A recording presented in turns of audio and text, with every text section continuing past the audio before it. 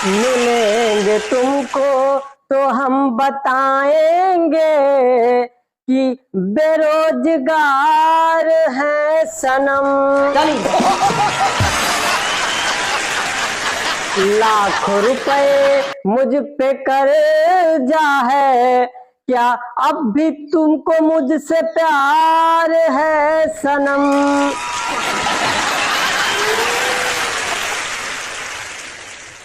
के द्वारा जान किया गया नंबर अभी व्यस्त है।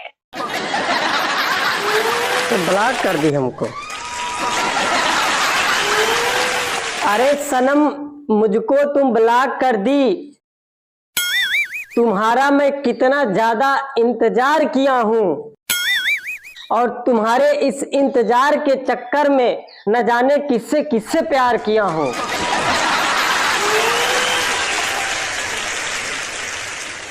भाई लोग, पहले प्यार अंधा होता था,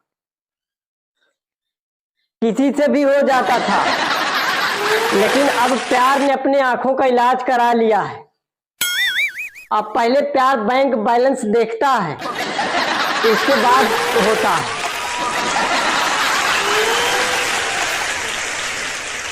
भाई लोग, जब मैं जाना कि प्यार पाने के लिए पैसा बहुत जरूरी है, तो मैंने अपने आस पड़ोस के जो ये शर्मा अंकल और गुप्ता अंकल होते हैं, मैंने इनसे सलाह लिया कि अंकल जी, पैसा कमाने के लिए क्या करना चाहिए। तो अंकल जी ने मुझको समझाया कि बेटा,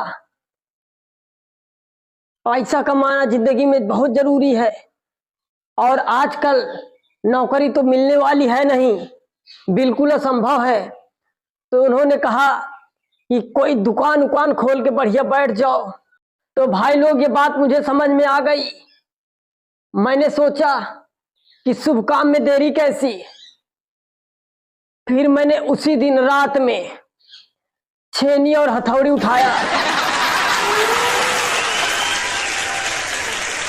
और चल दिया दुकान का शटर खोलने,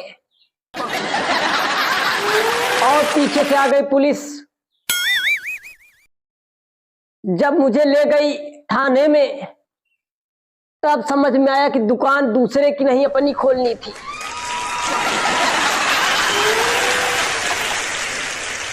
मैं पहले समझ ही नहीं पाया था कि अपने पैसे से अपनी दुकान खोलनी है। मैं पैसे के चक्कर में दूसरे की दुकान खोलने चला गया।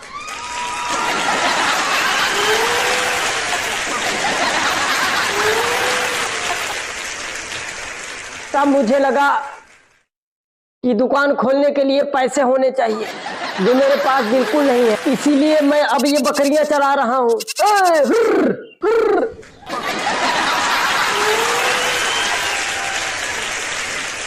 और आपको बताऊं, गरीबी हमारे यहाँ इस तरह है कि अगर सब्जी बनी हो हमारे यहाँ और एक साथ 2 आलू का गुटका उठा के खा लूं, तब भी पछतावा होता है।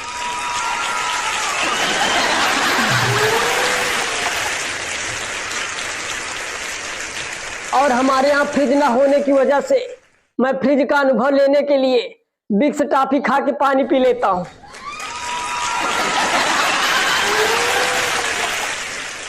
जब पानी पीता हूं उसके बाद बहुत ठंडा लगता है, बिल्कुल फ्रिज की तरह।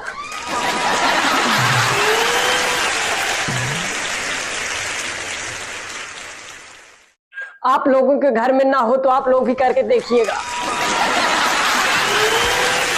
और मैं कसम खा के कह रहा हूं कि अभी मेरी एक भी शादी नहीं हुई है।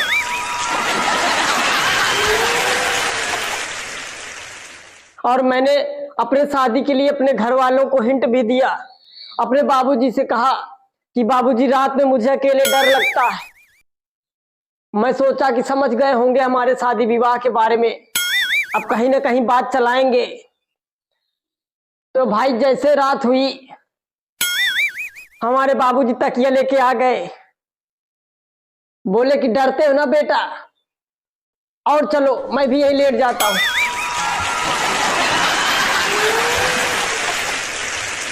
थोड़ा भी नहीं समझते। तो दूसरे दिन मुझको कहना ही पड़ा कि बाबूजी, आप थोड़ा भी नहीं समझते हमारे बारे में। हमारे दुख के बारे में। आपको पता है कि रात में कमरे में जितने मच्छर होते हैं सब मुझको अकेले काटते हैं।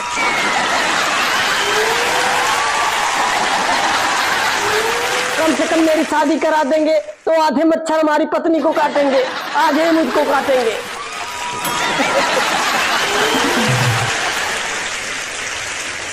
तो हमारे बाबूजी कह रहे हैं कि बेटा तुम्हारी शक्ल तो सुअर जैसी है, कौन करेगा तुमसे शादी।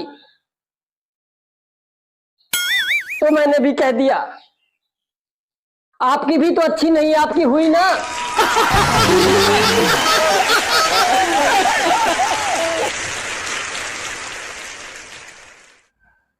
तो कहने लगे बेटा ऐसी बात नहीं है, दहेज की बात आ जाती है, मैंने कई जगह रिश्ते की बात चलाई तुम्हारे।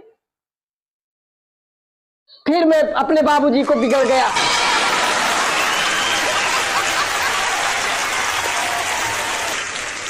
यहां मेरी शादी नहीं हो रही है, तुमको दहेज को लगी है।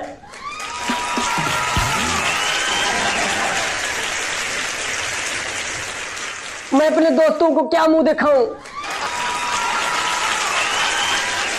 कम से कम एक शादी करा दीजिए मेरी, मैं भी अपने दोस्तों के सामने छाती ठोक के कह सकूं देख भाई ये तेरी भाभी है।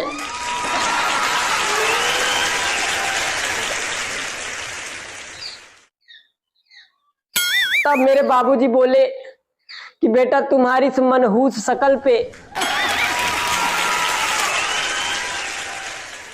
लड़की वाले दहेज मांगते हैं, 3 लाख मुझको दो तब तुम्हारे बेटे की शादी करेंगे।